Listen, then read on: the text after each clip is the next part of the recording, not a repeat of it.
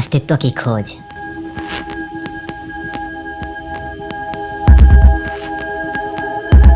जीवन का परम उद्देश्य, महासत्य, महाज्ञान, मृत्यु के बाद का जीवन। जब हम इन सभी चीजों के बारे में सोचते हैं तो आज के मॉडर्न लोगों को लगता है कि ये क्या बेकार की बातों के बारे में सोच रहे हो, पागल हो क्या। इसी सोच की वजह से हम ये सब बातें करने से डरते हैं कि लोग क्या सोचेंगे। आपका तो पता नहीं, पर जब भी मैं दूसरों से ये सब बातें करता हूँ ना, ब्रह्मांड से लेकर जीवन, जन्म और मृत्यु तक, तो लोग मेरी बातों का मजाक बना करके रख देते हैं। कुछ मेरे जैसे सोचने वाले लोग ही मेरी बातों को समझ पाते हैं, जैसे अभी आप मेरी बातें सुन रहे हो। खैर, लोग जो भी सोचें, भौतिक जगत में लिप्त रहने वाले लोग क्या जानते हैं इन सब चीजों के बारे में। जब मृत्यु उनके द्वार पर खड़ी होगी ना, तभी वो एक आखिरी और पहली बार सोचेंगे कि क्या मेरे अस्तित्व का अंत हो जाएगा, इसके बाद मेरा क्या होगा। अरे मैंने तो महाज्ञान पाया ही नहीं, मैंने तो जीवन को समझा ही नहीं, मैंने तो इस क्षणभंगुर दुनिया में ही अपने मूल्यवान समय को बर्बाद करके रख दिया। दोस्तों, दुनिया में हजारों प्रकार के लोग मौजूद होते हैं जो अपने अंदर हजारों प्रकार की इच्छाएं और लक्ष्य बना करके रखते हैं। किसी को समाज में श्रेष्ठ बनना है, तो किसी को धनवान, किसी को भौतिक सुख चाहिए, तो किसी को प्रेम, तो किसी को अकेलेपन का अनंत अंधकार। पर उन्हीं में से कुछ लोग ऐसे भी होते हैं जो अनंत को देखते हैं और ये सोचते हैं कि क्या है ये सब, समय तो बीत रहा है, मेरे शरीर से लेकर ये दुनिया और दुनिया में मौजूद समग्र जीव जंतु और प्राणी, पेड़ पौधों से लेकर सारा ब्रह्मांड धीरे धीरे अपने अंत और विनाश की ओर आगे बढ़ रहा है। क्या मैं अपना सारा जीवन बाकी आम लोगों की तरह मौज मस्ती करके बिता दूं, किताबों को रट्टा मारकर, जॉब पाकर, शादी करके, खा पीकर ऐसे ही एक दिन मर जाऊंगा, या इस महासत्य को पहचान कर अपने ज्ञान का इतना विकास कर लूं जो मुझे दूसरों से अलग सोच और एक अलग जीवन प्रदान करेगा, जो मुझे परम सत्य से मिलवाएगा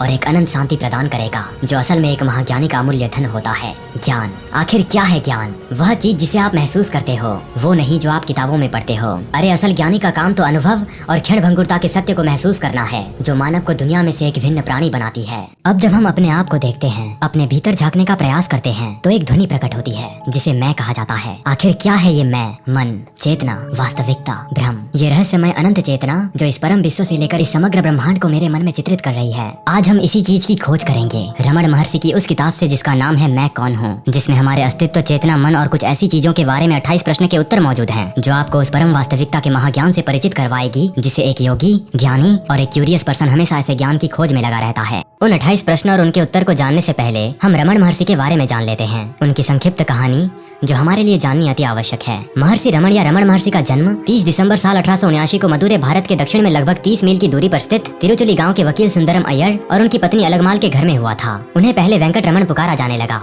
जो बाद में रमण महर्षि के नाम से प्रसिद्ध हुए थे। रमण महर्षि की ये जो किताब मैं कौन हूँ है, ये स्व जांच यानी कि सेल्फ इंक्वायरी पर आधारित प्रश्न और उत्तरों का एक समूह को दिया गया शीर्षक है। ये 28 प्रश्न श्री एम प्रकाशम पिल्लई द्वारा श्री रमण महर्षि के सम्मुख लगभग साल 1902 में रखे गए थे। श्री पिल्लई, जिन्होंने रमण महर्षि को वो प्रश्न पूछे थे, वो दार्शनिक शास्त्र के स्तनक थे। साल 1914 में वो अपनी एक सरकारी यात्रा के समय उन्होंने अरुणाचलम में स्थित विरूपाक्ष पहाड़ी की गुफा में श्री रमण महर्षि से भेंट की थी। उन्होंने उस समय रमण महर्षि से आध्यात्मिक मार्गदर्शन मांगा और स्व जांच से जुड़े प्रश्न के उत्तर जानने चाहे। उस समय रमण महर्षि मौन व्रत धारण किए हुए थे, इसीलिए उन्होंने उनके प्रश्न के उत्तर लिखित रूप से दिया था। दोस्तों, अब आगे वीडियो में हम उन्हीं प्रश्न के उत्तर जानने वाले हैं, लेकिन पहले ये जान लेते हैं कि हमारा मन जो है ये विचारों से मिलकर बनता है। ये विचार मन में सबसे पहले उठता है जब ध्यान में मैं कौन हूँ पर निरंतर जोर दिया जाता है। तो दोस्तों, ये इस सीरीज का पहला पार्ट होगा, जिस पार्ट में हम रमण महर्षि से आत्मखोज के विषय में पूछे गए पहले 14 सवालों और उनके उत्तरों के बारे में जानेंगे, और दूसरे पार्ट में हम और 14 सवालों और उनके उत्तरों को जानेंगे। तो चलिए पहले जानते हैं उन 14 सवालों और उनके उत्तरों के बारे में। प्रश्न नंबर 1, मैं कौन हूँ? रमण महर्षि पिल्लई से कहते हैं, स्थूल शरीर 7 हास्यों यानी धातुओं से बना है। मैं 5 संज्ञानात्मक ज्ञानेंद्रियां नहीं हूँ, मतलब सुनने, स्पर्श, दृष्टि, स्वाद और गंध की इंद्रियां, जो अपने से संबंधित सभी वस्तुओं को पकड़ लेती हैं, जैसे कि भाषा, हरकत, लोभ, उत्सर्जन, जिसके अपने अपने कार्य होते हैं, अर्थात बोलना, हिलना, ग्रहण करना और आनंद लेना। मैं 5 महत्वपूर्ण वायु या प्राण आदि भी नहीं हूँ, जो क्रमशः 5 कार्य करते हैं, श्वास प्रश्वास आदि। मैं ये मन भी नहीं हूँ जो सोचता है। मैं विद्या और अविद्या भी नहीं हूँ, जो केवल वस्तुओं के अवशिष्ट प्रभावों के साथ परिपूर्ण है। पिल्लई दूसरा प्रश्न पूछते हैं कि अगर मैं इनमें से कोई भी नहीं हूँ तो मैं कौन हूँ? रमण महर्षि कहते हैं, ये नहीं कहकर उपरोक्त जो भी उत्तर थे वो सभी को नकारने के बाद सिर्फ जागरूकता बच जाती है, जो मैं हूँ। जागरूकता की प्रकृति क्या है? जागरूकता की प्रकृति अस्तित्व, चेतना और आनंद है। रमण महर्षि सिखाते हैं कि जागरूकता ही स्वयं का सच्चा स्वरूप है। ये अपरिवर्तनीय अंतर्निहित वास्तविकता है जो हम सब में मौजूद होता है। जागरूकता किसी विशेष विचार, भावना या संवेदना तक सीमित नहीं है। ये शुद्ध चेतना है जो हमारे सभी अनुभवों से अवगत है। रमण महर्षि ये भी सिखाते हैं कि जागरूकता सत्य, चित्त और आनंद है, जिसका अर्थ होता है अस्तित्व, चेतना और आनंद। इसका मतलब ये है कि जागरूकता न केवल जागरूक है बल्कि वास्तविक और आनंददायक भी है। ये समस्त अस्तित्व का स्रोत है और ये परम सुख है। आत्मा का बोध कब प्राप्त होगा? जब ये संसार जो कि एक दृश्य है इसे हटा दिया जाएगा, तब आत्मा का जो कि एक दृष्टा है उसका बोध हो जाएगा। रमण महर्षि सिखाते हैं कि स्वयं का बोध तब प्राप्त होता है जब हम संसार के भ्रम को दूर करने में सक्षम होते हैं। ये भ्रम हमारे विचारों, भावनाओं और संवेदनाओं के साथ हमारी पहचान के कारण होते हैं। हम इन दिखावों को वास्तविकता समझने की गलती करते हैं और हम जागरूकता के रूप में अपनी वास्तविक प्रकृति को भूल जाते हैं। स्वयं का एहसास करने के लिए हमें अपने आप से मैं कौन हूँ प्रश्न पूछकर अपने वास्तविक स्वरूप की जाँच करनी चाहिए। जैसे जैसे हम पूछताछ करना जारी रखेंगे हमें अंततः एहसास होगा कि हम अपने विचार, भावनाएं या संवेदनाएं नहीं हैं, हम स्वयं जागरूकता हैं। जब हम संसार के भ्रम को दूर करने में सफल हो जाएंगे तब हमें आत्मा का साक्षात्कार हो जाएगा। ये एहसास भविष्य में होने वाली कोई चीज नहीं है, ये हमेशा मौजूद है, लेकिन ये हमारी अज्ञानता से अस्पष्ट है। दोस्तों, स्वयं कोई ऐसी चीज नहीं है जिसे हासिल किया जा सके, ये पहले से ही मौजूद है। जो कुछ भी आवश्यक है वह इस विचार से छुटकारा पाना है कि मुझे इसका एहसास नहीं हुआ है। क्या संसार में रहते इसे वास्तविक मानते हुए भी आत्मा का बोध नहीं होगा? अरे संसार स्वयं के प्रति में बाधा नहीं है, बाधा ये विचार है कि मैं करता हूँ। रमण महर्षि सिखाते हैं कि संसार स्वयं के प्रति में बाधा नहीं है। अरे असली बाधा तो अहंकार के साथ हमारी पहचान है। अहंकार स्वयं की झूठी भावना है जो तब उत्पन्न होती है जब हम ये मानते हैं कि हम ही हमारे विचार, भावनाएं और संवेदनाएं हैं। जब हमारी पहचान अहंकार से हो जाती है तो हम लगातार दुनिया को नियंत्रित करने और इसे अपनी इच्छाओं के अनुरूप बनाने की कोशिश कर रहे हैं। इससे बहुत दुख पैदा होता है क्योंकि दुनिया हमेशा बदलती रहती है और अप्रत्याशित होती है। स्वयं को महसूस करने का तरीका अहंकार को त्यागना है। इसका मतलब ये एहसास करना है कि हमारे विचार, भावनाएं या संवेदनाएं हम नहीं हैं। दोस्तों, ये याद रखिए कि संसार में रहकर भी मनुष्य इससे मुक्त हो सकता है। आत्म साक्षात्कार का साधन क्या है? आत्म साक्षात्कार का साधन आत्म जांच है। रमण महर्षि कहते हैं कि आत्म जांच आत्म साक्षात्कार का सबसे प्रत्यक्ष और प्रभावी साधन है। आत्म जांच में बार बार ये प्रश्न पूछना शामिल है कि मैं कौन हूँ और उत्तर पर ध्यान देना। जैसे जैसे हम अपनी वास्तविक प्रकृति की जांच करना जारी रखते हैं हमें अंततः एहसास होगा कि हम अपने विचार, भावनाएं या संवेदनाएं नहीं हैं, हम स्वयं जागरूकता हैं। दोस्तों, कहने का मतलब ये है कि आत्म जांच ही आत्म साक्षात्कार प्राप्त करने का एकमात्र साधन है।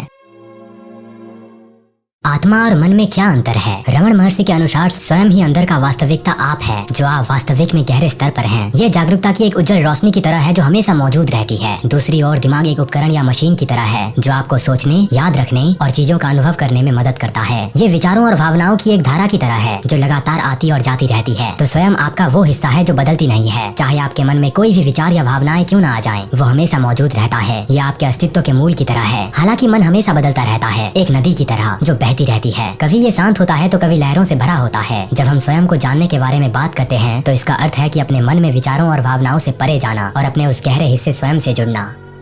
यदि आत्मा अपरिवर्तनीय वास्तविकता है तो मुझे इतने परिवर्तन का अनुभव क्यों होता है? रमण महर्षि के अनुसार यद्यपि स्वयं अपरिवर्तनीय है, परिवर्तन का अनुभव मन और उसकी गतिविधियों के साथ हमारी पहचान के कारण उत्पन्न होता है। हम मन में उठने वाले निरंतर विचारों, भावनाओं और अनुभवों में फंस जाते हैं जिससे परिवर्तन और प्रवाह की भावना पैदा होती है। मन एक दर्पण की तरह है जो बदलती दुनिया को प्रतिबिंबित करता है और जब हम गलती से खुद को मन के साथ पहचान लेते हैं तो हम परिवर्तन के प्रभावों को महसूस करते हैं। हालांकि अगर हम अपना ध्यान अंदर की ओर मोड़ सकते हैं और अपने सच्चे स्व का एहसास कर सकते हैं जो कि मन से परे है, तो हम अपने अस्तित्व के अपरिवर्तनीय पहलू को पहचान सकते हैं। यदि आत्मा शुद्ध साक्षी है तो मुझे संसार से इतना जुड़ाव क्यों महसूस होता है? हम दुनिया से जुड़ाव महसूस करते हैं क्योंकि हमारा मानना है कि हम अलग अलग व्यक्ति हैं। ये समझकर कि हम शुद्ध साक्षी हैं और आत्म जांच का अभ्यास करके हम बदलती दुनिया के प्रति लगाव को छोड़ सकते हैं और आंतरिक संतुष्टि पा सकते हैं। मैं अपने आप को मन की आसक्तियों से कैसे मुक्त कर सकता हूँ? रमण महर्षि उत्तर देते हैं, अपने आप को मन की आसक्तियों से मुक्त करने के लिए उनमें फंसे बिना अपने विचारों और भावनाओं का निरीक्षण करें। उस जागरूकता पर ध्यान केंद्रित करें जो उन्हें देख रही है। पहचाने कि विचार और भावनाएं अस्थायी हैं, लेकिन सच्चा स्व अपरिवर्तित रहता है। आप वैराग्य विकसित करेंगे और अपने भीतर पूर्णता पाएंगे जिससे अधिक स्वतंत्रता और शांति मिलेगी।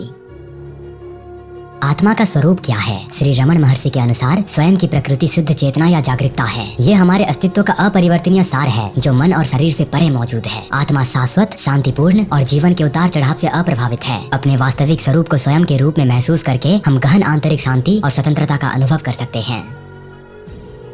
मैं स्वयं का एहसास कैसे कर सकता हूँ? स्वयं का एहसास करने के लिए श्री रमण महर्षि कहते हैं कि आत्म जांच में संलग्न हो और अपना ध्यान अपने भीतर जागरूकता के स्रोत की ओर मोड़ें। मैं कौन हूँ प्रश्न करके और मन का अवलोकन करते हुए आप धीरे धीरे विचारों और भावनाओं के साथ तादात्म्य को पार कर सकते हैं जिससे स्वयं का प्रत्यक्ष अनुभव प्राप्त हो सकता है। जीवन का उद्देश्य क्या है? महर्षि के अनुसार जीवन का उद्देश्य स्वयं के वास्तविक स्वरूप को महसूस करना और जन्म और मृत्यु के चक्र से मुक्ति प्राप्त करना है। अपनी वास्तविक पहचान को समझकर और स्वयं में बने रहकर हम दुखों पर काबू पा सकते हैं और स्थायी शांति पा सकते हैं। सत्य और भ्रम में क्या अंतर है? सत्य वह अपरिवर्तनशील वास्तविकता है जो सभी अनुभवों का आधार है, जबकि भ्रम का तात्पर्य हमेशा बदलती उपस्थिति से है जो हमें एक अलग अस्तित्व में विश्वास करने के लिए धोखा देती है। सत्य और भ्रम के बीच अंतर को समझकर हम झूठी पहचान से अलग हो सकते हैं और शाश्वत स्व के रूप में अपनी आवश्यक प्रकृति की सच्चाई में बने रह सकते हैं। तो इस वीडियो में हमने आत्मा, चेतना और मन की प्रकृति के साथ साथ जीवन को समझा। इस वीडियो के दूसरे और आखिरी पार्ट में हम और दिलचस्प सवालों के जवाब जानने वाले हैं। तो उम्मीद है दोस्तों आपने मेरे हर शब्दों को गहराई से सुना होगा। अगर आप कुछ समझ नहीं पाए तो वीडियो को एक बार फिर देख सकते हैं या फिर कमेंट में मुझसे पूछ सकते हैं। मिलते हैं इस वीडियो के दूसरे और आखिरी पार्ट में, जो आत्मज्ञानी रमन महर्षि के उस अनंत ज्ञान से हमें अवगत करवाएगी, जो आपकी आत्मा और मन को पवित्र करके रख देगा और आपको महाज्ञान प्रदान करेगा। तो आज के वीडियो में बस इतना ही। आपका मूल्यवान समय देने के लिए धन्यवाद।